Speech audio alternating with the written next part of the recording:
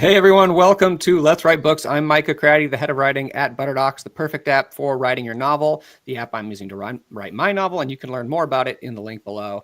Today, I am joined by a very special guest, Leigh Michaels, a romance author, editor, writing coach, book coach, all the things that have to do with writing. She does it. Leigh, thank you so much for joining us. Thank you, Micah. It's good to be here. It is fantastic to have you on. So on today's episode, I'm going to be interviewing Leigh about writing romance novels. So we'll be chatting about that for a while. If you have questions for her about writing romance novels or novel writing in general, you can drop those in the chat. I'll try to work them in as we go. And then after we chat, we're going to do some writing together because that's what we do here on Let's Write Books. We do timed writing sprints. So it'll be a little talking about writing and a little actually doing some writing. And maybe we can put into practice some of the things that Leigh talks about during our interview. So it should be a lot of fun. And during one of the breaks, I'll show the photo of the flowers of the week, which is a new little tradition we've started here on Let's Write Books. And excited to see everyone in the chat already.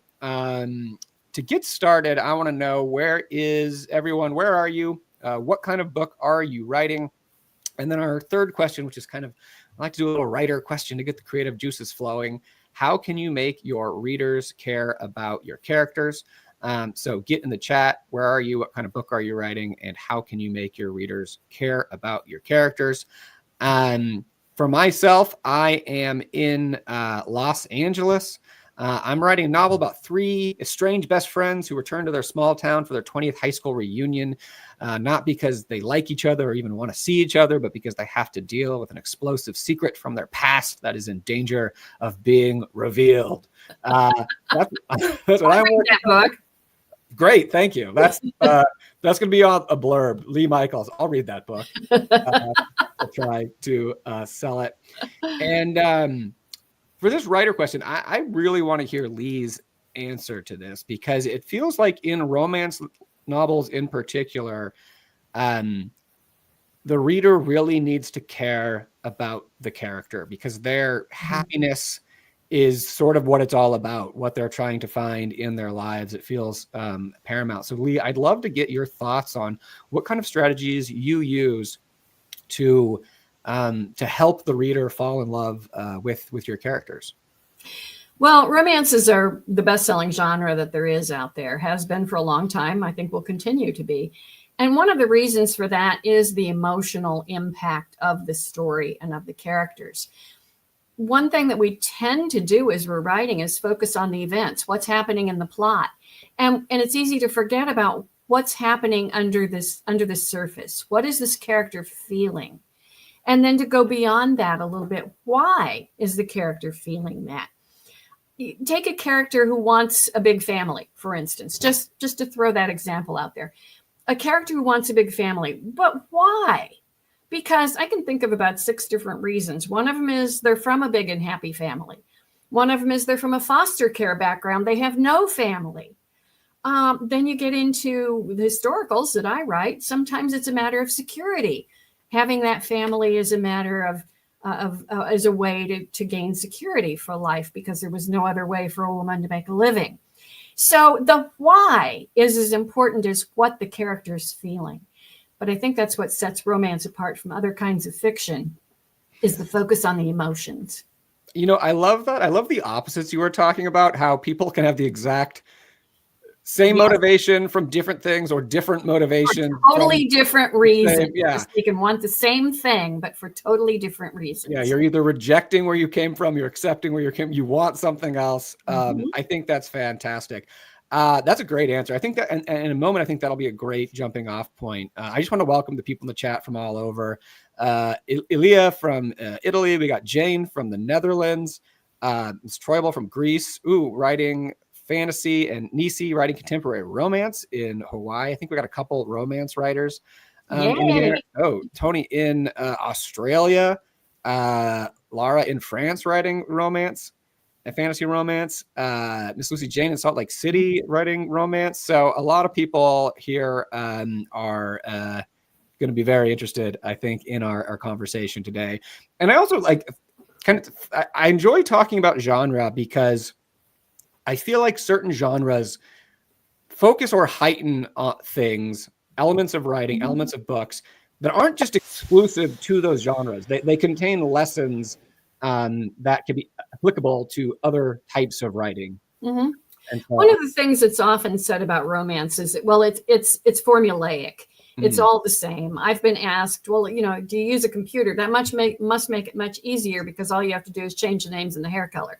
Well, yeah, not quite that way. But when we think about it, most genre fiction does have a formulaic structure to it. And the trick is using that formula, breaking that formula sometimes in creative ways, but making sure that the reader has that wonderful experience at the end. I often compare romance to mysteries. Mysteries also have a formulaic structure. They have a problem. They have a character who's investigating that problem, and they have a happy ending. The solution is there. If it isn't solved, that's not going to be a very successful mystery. So are all mysteries alike? Of course not. And all romances aren't alike either, even though they have somewhat that same structure. They have people, they have problems, they have a once in a lifetime love, and they have a happy ending. As the I was gonna ask you a little about that later on. I think this is that's a really interesting idea. So as a writer, do you find the structure liberating in some sense because it lets you focus on these different elements in a way, or does it ever feel constricting in terms of it doesn't ever feel constricting to me because it doesn't get down to the page level or the first turning point has to be on page X. It doesn't ever get down to that point, but it's liberating in a sense to know that I need characters, I need a problem, and I usually start with the problem rather than with the characters. And knowing that it's going to be a happy ending, that gives me the goal to write toward. Sometimes that happy ending is different than what I expected it to be because of the characters, but it always is a resolved and satisfying happy ending. That's awesome. So you kind of got into a little bit of what my next question was going to be, which is where you start when you're developing a romance novel. You said you start with the problem. I start with the problem. What kind of problem? Well, take one particular instance. I ran across a short piece in a newspaper about an attorney up in Wisconsin who was being disbarred because he had been filing his paperwork in the Dominican Republic instead of in Wisconsin. And his clients were finding out why. I have no idea. And his clients were finding out sometimes years after the fact that their divorces were indeed not divorces. So this is an intriguing problem. But then the next step is, who would this really be a problem for? And in that case, I had several choices. I had the couple who married, got divorced, and now this brings them back together. Or I have the couple who has moved on to other things, and this sudden problem coming up creates all kinds of conflict in their new relationship. So there's all different ways you can approach this one problem and come up with several different stories. That's just funny because I was thinking about, like, obviously, okay, two clients who are like in a class action lawsuit against the lawyer who are both find out they're still married. And that would be another good one, and they fall in love. And yeah, that's fun. That's a fun spark. It's a fun start. Yeah. And so I started out with a couple who had been married, and this brings them back together. And then you have all kinds of issues about, well, if it was his attorney, why didn't her attorney figure this out? Well, they were very young. They were very poor. They used one attorney. You have to deal with those plot holes, and how can I make it realistic? How can I make it believable that this actually could happen? Is there something about those problems at a deeper level, certain kinds of problems that are good for a romance versus aren't good for a romance or a novel in general? Well, I think we need to keep our characters heroic. And that doesn't mean perfect. It doesn't mean ideal. It doesn't mean that they're better than other people, but they need to, in some sense, be larger than life. In romance, that means our main characters have to be likable. That isn't true with all fiction, but there needs to be something about any character in fiction that makes them worth the reader's time, that makes them more so than other kinds of people. Because of the stricture in romance there, that the characters have to be likable, then it really can't be he's had an affair, and they've broken up over that. It would be difficult to pull that off. Let me put it that way. Can be done, but it would be more difficult than it is with a more likable person. I feel like that's so often the answer in writing advice. Well, you can do it, but it's hard. Well, I like to talk about the rules being, principles rather than rules, but there are reasons for these rules of thumb. And if you understand the reason behind it, then you can break it in a creative way. It's when people break rules without bothering to think about them, or why does the romance have a happy ending? I get that question all the time. Isn't that boring? They're all happy endings. But if you think about why they have a happy ending, then you can work with that and sometimes break the rule in creative ways. So you mentioned happy endings and likable protagonists as two elements of romance. Yeah. Yeah. So how important are, I don't know would you think of them as tropes or reader expectations when writing a romance novel? And like, how much are you thinking about those during the writing process? Sometimes more than others. Sometimes after I finished a book, then I go back and think, oh, well, this was a Cinderella story, or, oh, this was a Beauty and the Beast story. Often I'm not thinking about that at the time that I'm writing, because I'm just writing about people and letting them do their thing. So tropes are out there and are important, but I think tropes can easily become cliches. And it's very important to step back from that trope and say, what would my characters do? What would my characters think? What would my characters say? Rather than just following the trope religiously. No, it's so. One of the things I love about talking about writing is how interconnected everything is. And you talk about one thing and you end up talking about another. And I find myself, particularly in every conversation, the answer or discussion always ends up being about the character. Yes. At some level, because that's the heart of everything. That's just really what we're doing here. Are there certain golden rules, though, other than likable protagonist, happy endings? Are there like maybe we'd call table stakes, or like you need to have these kind of just to build off of? The problem that they're dealing with needs to be important to the characters, and it also needs to be something that the reader can appreciate and feel. If I was in that spot, I would be upset too. So, that depends on what the character is. Some characters are bent out of shape about things that other people wouldn't mind at all. So I always like to look for not only what the problem is, but why is it so important to this character? Why is this character willing to invest time and energy in dealing with this? And how is this problem going to change the rest of this person's life? Because unless it is a life-changing problem, then is it worth the reader's time? I can't say it wouldn't be, but it's much more difficult to make it valuable to the reader if they're not on the edge of their seats thinking about, what would I do if this was, what would I do if I found out my divorce wasn't final 5 years after the fact? That this is a really important question. Yeah, the other thing I think about romance that we all need is the once-in-a-lifetime love. That even if this person has been in love before, that this is the best possible perfect relationship for this person. How much do you feel that's grounded in reality? I guess it's interesting. Like, you're a romance novelist, but are you a romantic as well? I generally call myself a cynic instead of a romantic. I do have romantic elements, but I'm much more a puzzle person, a puzzle solver. And that's what really intrigues me about romance, is how to put the pieces together so that it's still surprising, but it all follows through into that satisfying ending. Let's talk about putting that puzzle together a little bit. Are there certain, you mentioned you don't go down to like the page level, this happens on this page, etc. But are there certain beats you want to hit along the way? Do you have a certain structure that you find yourself going back to it again and again? Or how do you start putting your story structure together? Well, I have been known to write the first chapter 13 different times and then come back to the very first one that I tried. So, thinking about how do I bring the reader into this story? What's the reader's window into this story? And how can I make the reader care from the very first page? So that's important, because I only have a little bit of time to grab that reader. There are many, many romances out there. Why should she read this one?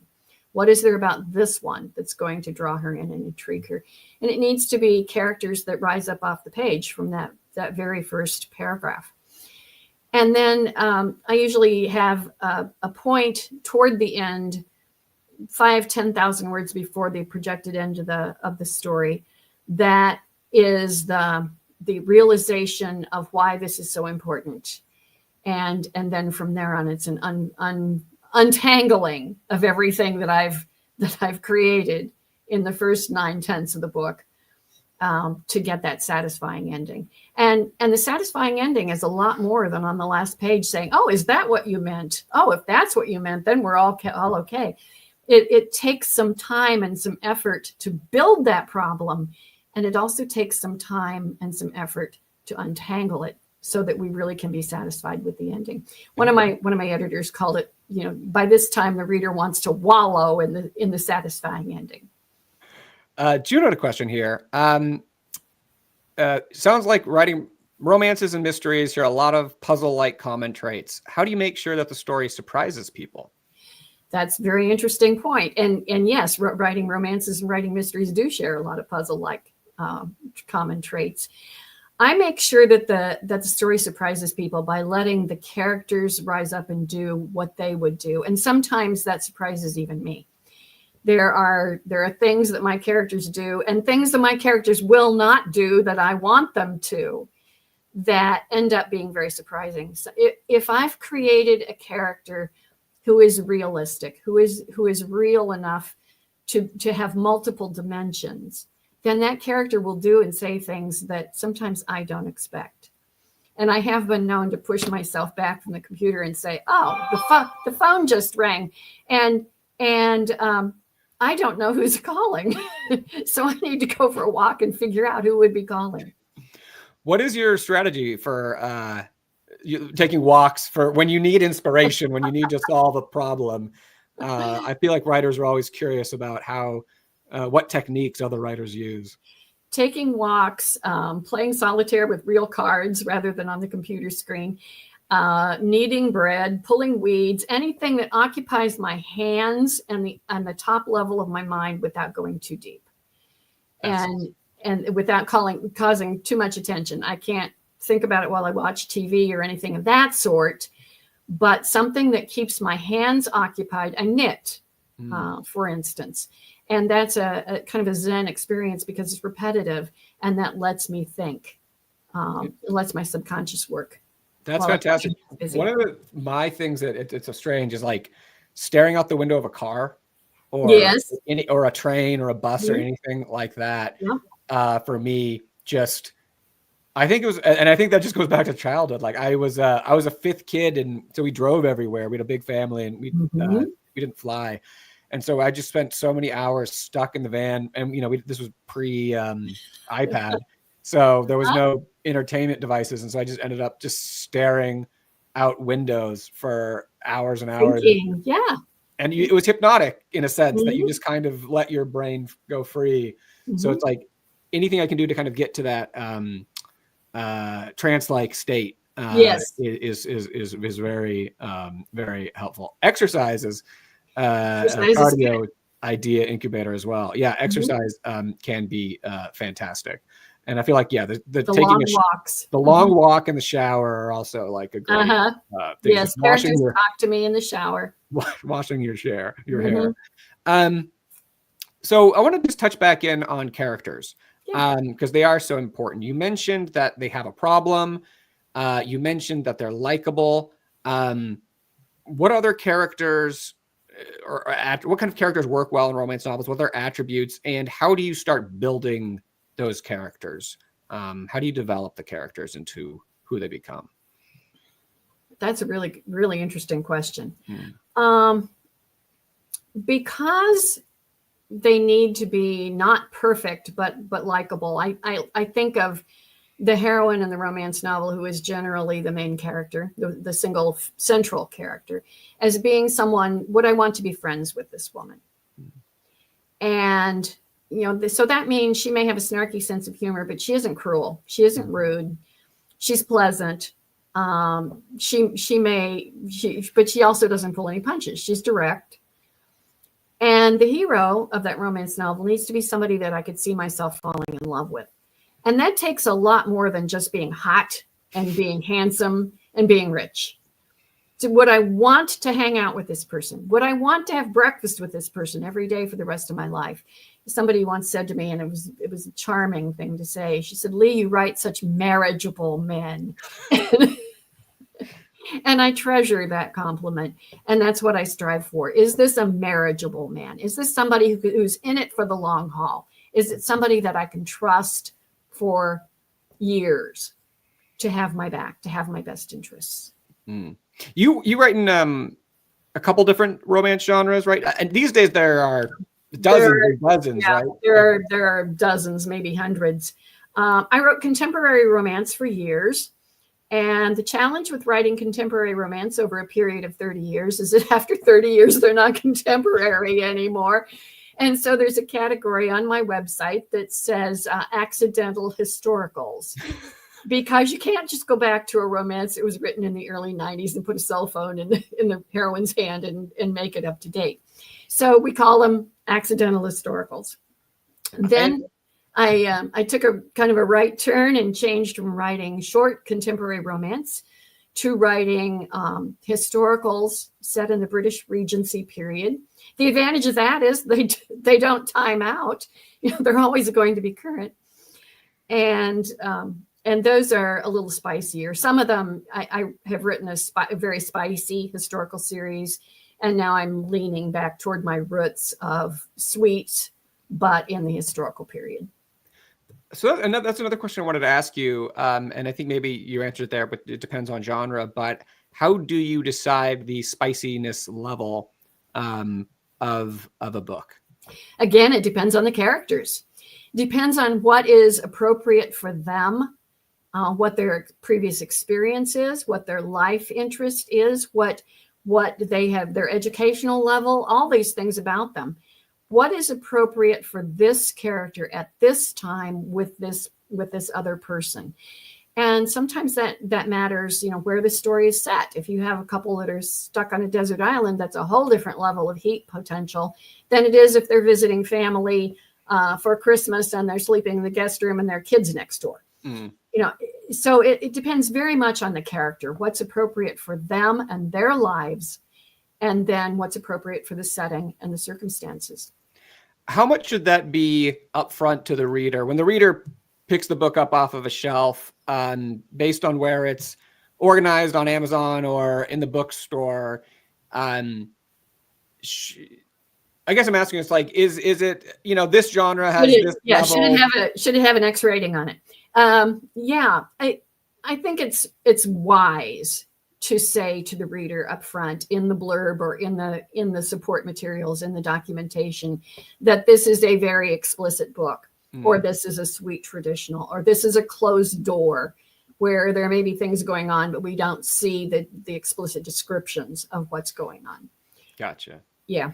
And with those genres and the proliferation, I mean, you mentioned that you kind of classical female heroine, marriageable man, but also like these days there are many. Yes. My original definition that I use for romances is a man and a woman who, in the course of solving a problem, discovered that theirs is a once in a lifetime love leading to a happy ending. Well, then you go with the LGBTQ, you know, two people. Okay, but if I say two people, then that leaves out menage, which is three or more, and it leaves out reverse harem, which is any number. If I say humans, then that leaves out the cyborg romances that have started up, and the alien male human female stories. And where does artificial intelligence come in? And what about angels and witches? So I've kind of just said, okay, you really can't create a definition here that covers everything, but the principles are the same. Interesting characters, an interesting problem, a once in a lifetime love, and a satisfying happy ending. That's a great definition. I'm curious in terms of the plot itself, how do you build the other storylines, the other things that are going on in your characters' lives other than the potential romance? Yeah. And honestly, one of the things that a lot of new romance writers don't understand is that the plot is not the romance. The plot is not the couple going out for coffee and getting to know each other. The plot is what else is going on in their lives at the same time. And that is the problem that they're facing, the problem that brings them together, the problem that's going to change their lives.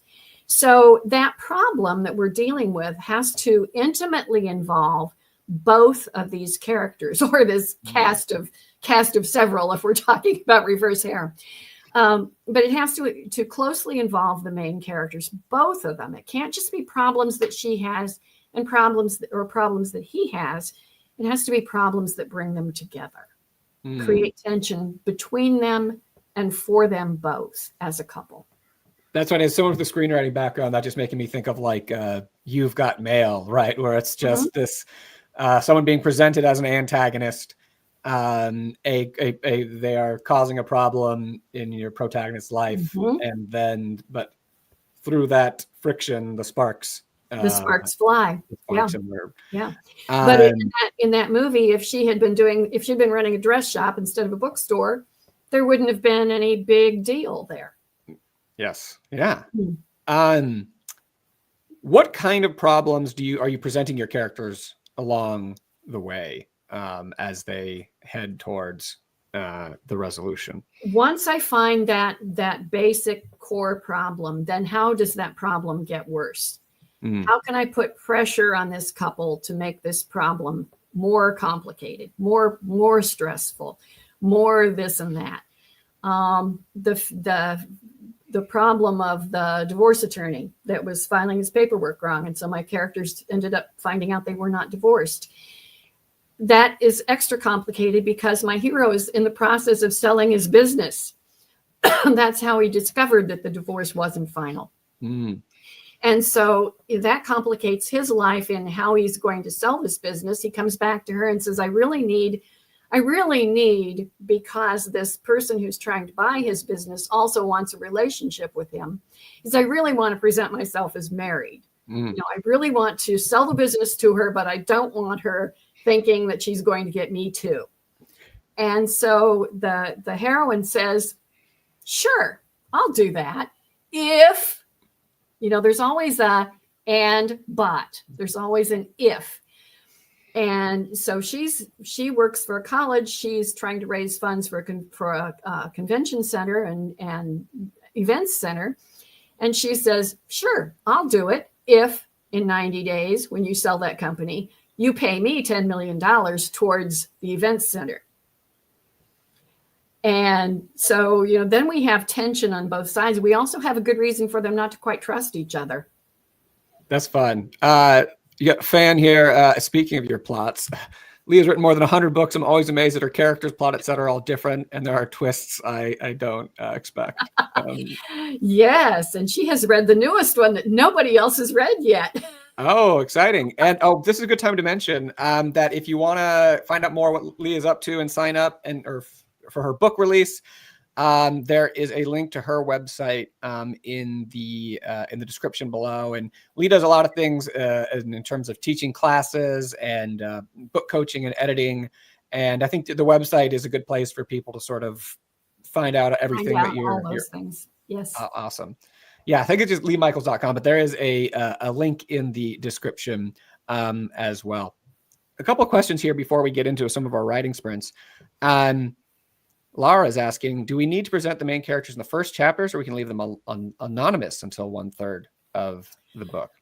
Well, that will depend on what you're writing. If you're writing literary fiction, you may be able to pull off an anonymous narrator, an anonymous main character.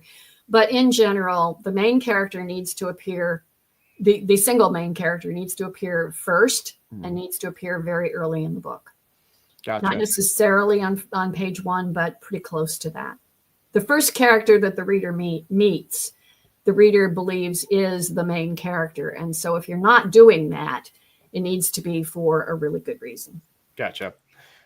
Do you ever write romances where the characters are already together, or is it always necessarily the story of a couple getting together or back together? There's a little more context I ask because in TV writing, I always find that whenever a will they or won't they couple finally gets together, the writing really falls falls off, which may be answering the question here. It's in the question.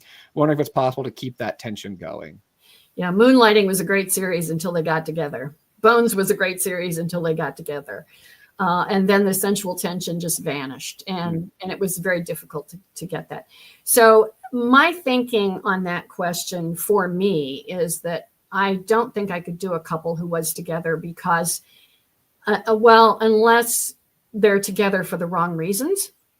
I actually have done a couple of books, now that I think about it, a couple where they are married, but for one reason or another, this has not been a successful marriage. One of them is actually called The Perfect Divorce. The couple is in the process of divorcing, and then, oops, she's pregnant.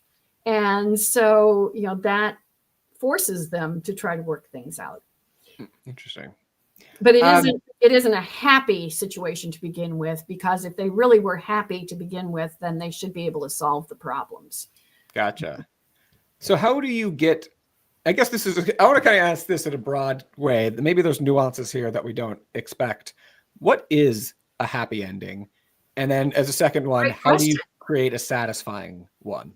Great question. A happy ending in romance depends on the kind of romance. It depends on the subgenre. If it is young adult or new adult with young characters, chick lit as it used to be called, then it can be a happy for now ending, which means that the couple is together. They are contented with the situation, but they may not always be a couple. They may grow in different directions. They may, but for right now, they are happy. So that is a happy ending. That is a satisfying ending, but we don't know what might happen down the road. The happy ever after ending, of course, is our couple is together. They've worked out all their issues, and we are confident that this couple will be together forever. That they have learned to communicate so that when they hit the bumps in the road, they will be able to deal with those and move on, and that they will always be each other's true love. So either of those, the happy for now or the happy ever after, is a workable solution for the romance novel. What makes it satisfying is that this is believable for this couple at this time, that they have indeed worked out their issues. So if your problem is just really a miscommunication, and at the end is, oh, that's what you meant. Oh, okay, then we're okay. That's not very satisfying. It's a happy ending, but it's not a satisfying ending. They haven't really worked for this, and they haven't really learned much. So when they have a real problem that they have to cooperate to solve, or they have to compromise to get along, then we're ready to believe that they can be happy forever after. Awesome. One last question before we get into our first writing sprint, and maybe this can be a little bit of a transitional question. Leigh, do you think there are strategies or lessons from romance novels that would be helpful for writing literary fiction, mystery, or sci-fi, fantasy, or any other genre? Yeah, absolutely. One of them is the focus on emotion. That what the reader is feeling, or what the writer's what the character is feeling, is as important as what's going on. And we do tend to get focused on the events of the plot and forget to share what is going on inside that character at the time. So the focus on emotion is one of them. The focus on communication, on real people, heroic characters that we can care about. And in a literary novel, that may not be a great guy like we have in romance, but it's still a larger than life character that even if we hate, we can really understand and get into and share what's going on with that character. Fantastic. I think that's a great segue as we hop into our first writing sprint transition from the educational section to the in practice section of Let's Write Books. Let's sorry, just a question here, Barbara. This is before we go. Barbara wants to know about the blue house behind you before we get into writing real quick. That fabulous blue house behind me is a miniature house. It's a Georgian mansion that is the equivalent of 3,200 square foot. It's on a 1 inch to the foot scale. And it is pretty elaborate. It has working windows. It has wiring. It has hardwood floors. It has all kinds of details in it. Does the shower work? The shower does not work. I could not get plumbing to work. Oh, but did you say it has wiring? There's electrical, like There's the lights? electrical in it. Oh, yeah, that's fun. All right, awesome. So we're going to jump into our first writing sprint. Leigh, I think I didn't ask you earlier. What are you writing today? What are you working on? What I'm writing today is blurbs for the new book, and I have a Substack column that I need to be working on called The Snarky Editor. And let's see, what else was I going to be working on? I could be editing the new book as well. Fantastic. All right. So if you're new, what we're going to do here is I'm going to put a 25-minute timer up on the screen and play some music. Leigh and I are going to get muted, and we're all just going to work on our novels. Oftentimes on Let's Write Books, we'll have prompts and themes. For this one, not a direct prompt, but I think maybe we can keep in mind some of the things that Leigh was talking about. I really loved what you just said at the end about what the character is feeling as important as the plot, and that really what we're often doing here is these are emotional journeys that our characters are going on. So maybe keep that in mind during the writing sprints. What are your characters feeling? What is the emotional journey that they're going on? How can you heighten that, and how can you maybe bring it to the forefront for the reader? So Leigh, are you ready to do some writing? Ready. All right, great. I'm going to play some music, put the timer up. We're going to get muted, and we're going to get into it, and then we will check back in after the 25, after the sprint. If you have any other questions you want Leigh to answer, please ask those in the chat, and we will answer them after the writing sprint. In the break, we're going to try to focus on writing though right now, but put some questions in there if you want, and we can answer those after the writing sprint. So stretch your back, stretch your fingertips, everybody. And let's get ready to do some writing. I'll catch you guys all on the other side.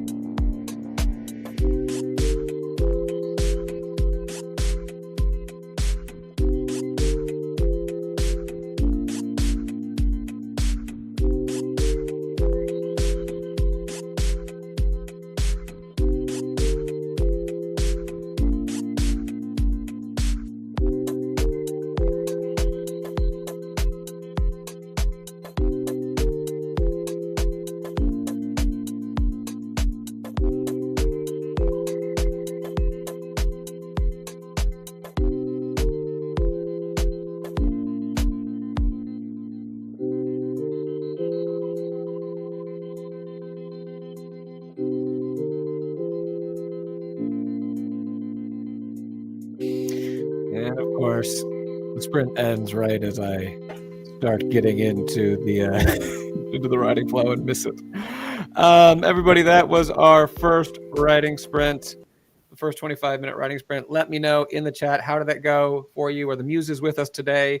Did any issues come up in your writing that you want to ask about? Any questions, any problems? Please get in the chat.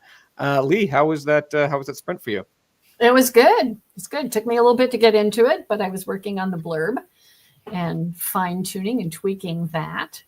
So that's always fun, not writing blurbs for books. I mean, I feel like writing a blurb for a book is fun in the sense that there is a book to write the blurb for. So you can see the glass. This is true. I trying feel like to sum up, 75,000 words in a matter of 200 and make it appealing is very difficult. That is, yeah. The encapsulating. Mm-hmm. You're like, if I could encapsulate it that short, I would have written it that short in the beginning. It's funny for me, that sprint, I think it was like the last 60 seconds of it that I really was finding the groove. So hopefully I can carry that momentum into the next sprint. I want to just quickly, though, make an announcement. There is no Let's Write Books next week. Unfortunately, I have a conflict. But in 2 weeks, everyone, we are doing another event with an author writing fantasy novels for adolescent audiences with George Zrij. I realized as soon as I put this up, like I wasn't 100% confident in pronouncing his last name. But anyways, it's going to be awesome. We're going to be talking about fantasy novels in 2 weeks. This is April 21st. If you want to RSVP for this, there is a link in the description. And I think it's going to be a lot of fun. It's so much fun talking with Leigh about romance novels. The talk with George about fantasy novels, I think, is going to be great as well. So don't miss that. I also want to show the flowers of the week, as was promised earlier. Had fun making this one in Canva. This is the latest edition of the volume 3 of the Pergola Journal, which I invented to do this. And this is the flowers of the week. Here are these yellow roses at the top of the pergola, and they are Lady Banks climbing roses. And this is my backyard, and I specifically framed the photo so that it looks amazing. And all the other bad parts, ugly parts of the yard aren't visible. But it's really cool. I love this. This is one of my favorite parts of my yard. In the for most of the year, the top of the pergola is just like dried sticks that just kind of looks dead. But in the spring, it just explodes into these flowers, which is just like a big old blanket laying on top. And there is a table under that, and Juno we could eat a sandwich at the little table under the flowers. Fantastic. So this is the flowers of the week, and maybe let the ideas bloom as we grow. Are you a plant person, Leigh, at all? I'm a houseplant person. I'm very sensitive to poison ivy, so I don't do much outside anymore. Oh, well, houseplants are great. My wife is the gardener, and and so she also told me what these purple flowers were in the front. They are Euphorbia xanthi, aka Baja spurge, aka cherry blossom euphorbia. So I have so much trouble. She talks about plant names like all the time, and just like and you say that pink thing and that yellow thing. Yeah, the pink thing and the yellow thing. That's what I know about. I like the Lady Banks climbing rose. That was a fun name. But if it's a Latin name or something, it just I can't I can't remember it at all. There was a question here that I wanted to ask. I guess this question comes from real life. How do dynamics work with two characters who are each miles above the other or miles apart in some specific way unique to them? How can they accept each other for who they are, and more importantly, what drives each other to go the extra mile to come together when they're so different? How do you bring characters that are very different and far apart? How do you push them together? I think that comes back to the problem that affects them both and requires them to spend time together, enough time to realize that even though they're different, they are the fitting pieces, like the jigsaw puzzle, that just fit together perfectly. But, when people are very different than we are, we do tend to avoid or at least keep our distance in some sense from that and not get too intimately involved unless there's a reason that we have to. So that often in the romance we call the force. What keeps these people, if they don't get along and they don't particularly like each other, even if they're somewhat physically attracted, But if they're not getting along, why don't they just walk away from each other? And that is the reason behind the book. That is the thing that makes the book work, is why they cannot walk away from each other. If your characters can walk away from each other, then, why don't they? That's great. So you force them into this crucible. Force them into something that they must deal with each other. And then as they do that, they learn enough about each other to say, oh, the first impression I had of this person maybe wasn't quite correct. Or now that I know this person better, I'm seeing more aspects of them, more angles to their personality. And I like this person more than I thought. I love that. If attraction is the only thing that's bringing them together, that's not very exciting on the page. Why can't they just walk off in the sunset immediately? I think the walking away thing is such a great point, because I feel like that's so important for like many aspects of the book, really. Like whatever it is, when whatever the problem is. Yeah. Like, why can't this person just walk away? And I've read books like that was like, why are you so upset about this project? Why don't this particular problem? Why don't you just hang it up and walk away? Yeah. But when the character cannot walk away, that is when the story gets really interesting. Yeah. And you can tie that into the idea of stakes, right? Where there is some sort of, once they're on their journey, there's something to win, but there's always also something to lose if they don't achieve their goal. And walking away is failure. So there's a big cost to walking away. There has to be a big cost to walking away, or why don't they do it? Yeah. The pain of change is often more problematic than the pain of staying the same. So we have to force them into making that change and that growth. Yeah. Oh, that's fantastic. That's great. One other little announcement before we do the next sprint. On Wednesdays, we're doing Let's Write books. Sorry, this is Let's Write Books. We're doing Let's Write Scripts on Wednesdays, every Wednesday at 1 p.m. Pacific with Arc Studio, our screenwriting software. This is for Butterdocs for writing novels, and we also have Arc Studio for writing scripts. And it's Wednesdays at 1 p.m. There's a link in the chat if you want to do that. You don't have to write scripts. Sometimes people are writing novels there as well, and sometimes people are writing scripts here. They just want a chance to write and hang out with other creatives, and it's wonderful. So feel free to join on Wednesday. The skills are a little different, but they apply to each other.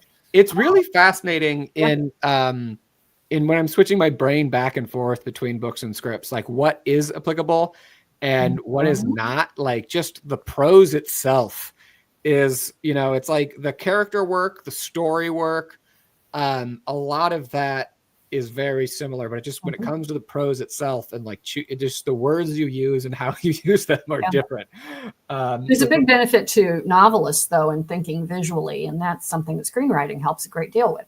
And I'm sure for screenwriters, there's a big advantage in studying how to write straightforward prose, because those skills are transferable as well. Yeah, definitely. Okay, we're going to do our second writing sprint. I'm going to reset the timer, 25 minutes. I think this is going to be the last one we do today, because we had such a great chat at the beginning. So we're going to do one more sprint today. Maybe the last one was a little bit of a warm-up. I know it was for me. It took me a minute to actually get in the groove. But for this one, I'm feeling like excited to like lock down. So maybe whatever the things you were working on or thinking about in the first sprint, in the second sprint, we can really capitalize on them. I think for the first sprint, it took me most of the time to get situated in my character and where they were. And then now I'm ready to jump in. Oh, but sorry. Another question before we get to this. Always happens. I always say, and we're about to start the sprint. And then someone asks a question here. Pamela, I am a prior actor and newish writer here. I love storytelling and come up with countless ideas, but then I doubt my stories and often have trouble finishing them. Any tips, Leigh? Yeah. Well, one tip is that there's two places in every book project that you hit roadblocks. One of them is shortly after you start it, when the honeymoon phase is over. This wonderful big idea suddenly looks like it's going to be a lot of work. But the other one is about 3/4 of the way through. And that is the point at which you've invested way too much time to quit. But it seems like you don't have enough story to finish, or you have too much story to finish, or you don't know how you're going to get from here to there. And it's not at all untypical to run across those two. I think in my 100 books, I've had one maybe that I didn't actually hit those spots. So a lot of times when you just push on through, it's a good time to stop, brainstorm, break down some walls, think about outside the box. How can you make things worse? How can you raise the stakes for this character? How can you make this problem worse? Not just giving them a new problem, but how can you make this problem worse? And sometimes it also helps to go ahead and write the ending, at least in an outline form, and then you know exactly where you're headed. Fantastic. Great advice. All right. So on that note, everybody, we're going to hop into the writing sprint now. I'm going to play some more music, and let's try to give it our focus. And you came here to write, and I know there's a big distracting world out there, but like for 25 minutes, let's turn our attention to whatever our writing project is, and then we will catch you on the other side and say our farewells. If you need to leave during the sprint, no worries, but it's nice to see a little farewell in the chat and let me know how your writing went today. But let's do it. 25 minutes on the clock. Let's do some writing.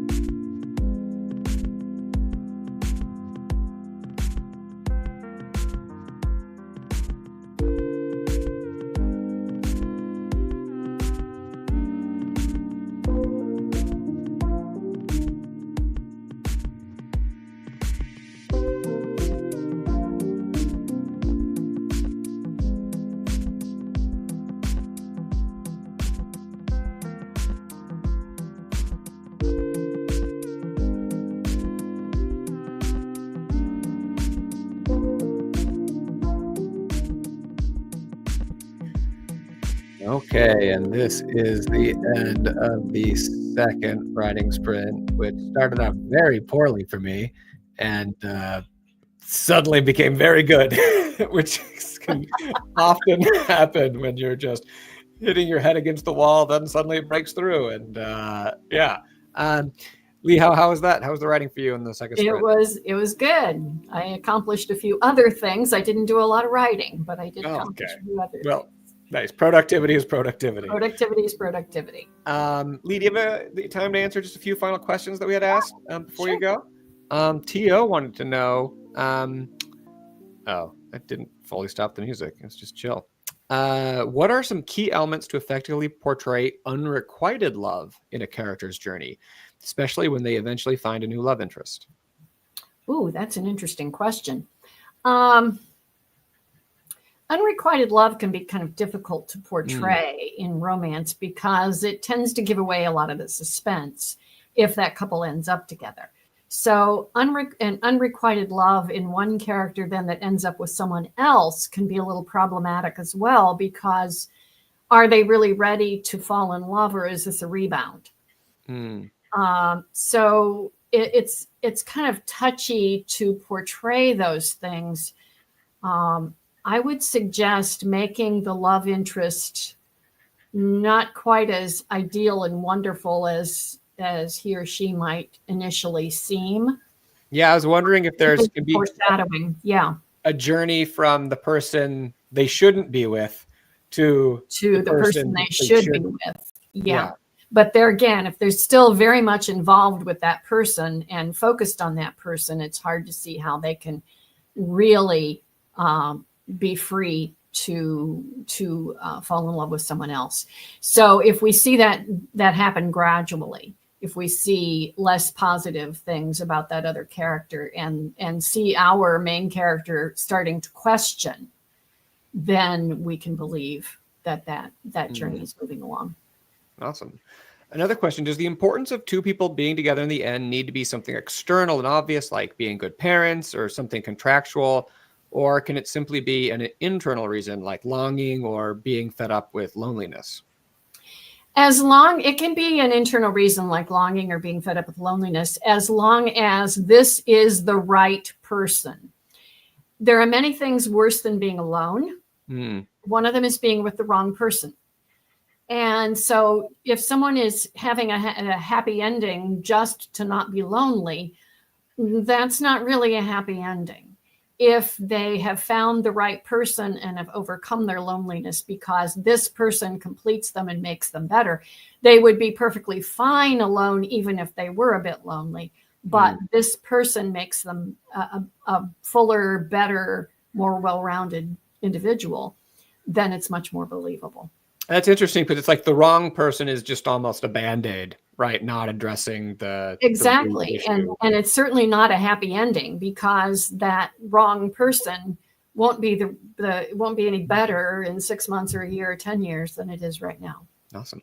And then one last little pair of questions, talking about the urgency of what brings people together and what they end up together despite or because of differences of personal preferences. Is the force that keeps them in proximity always related to why they end up together in the end? Or is it just a plot device? I would say that the force is more of a plot device, but the problem is most effective when it puts special pressure on these people. Why is it more important to this person that this problem is happening rather than to someone else? If you have a tycoon and a cookie store merchant, why is she running the cookie store? Why is it important to her that whatever he's doing, is it that he's ruining her neighborhood? That makes it important for her as a cookie store owner. If it's just a random set of circumstances, then it isn't as convincing. Well, that's awesome. Leigh, I want to thank you so much for joining and sharing such wonderful advice. I want to remind everyone, if you want to find out more about what Leigh's up to, there's a link to her website in the YouTube description below. Leigh, maybe we can have you back on an episode in the future. Absolutely. I hope you had a good time. To everyone else, again, if you want to join Let's Write Scripts on Wednesday, there's a link to that. And where I'm doing the event with the fantasy writer, fantasy novels for young fantasy novels for adolescent audiences in 2 weeks on the 21st. Next week I won't be here, but on the 21st, Let's Write Books, we'll be back. Leigh, do you want to end with any words of advice or wisdom for the writers who have shown up today? Just keep writing. The only way to make it to the end is to just keep writing and rewriting. Awesome.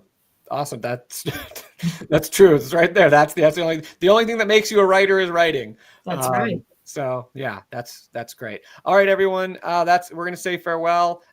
Be kind to yourselves and happy writing. I hope to see you all next time. Have a great week, everybody. Goodbye.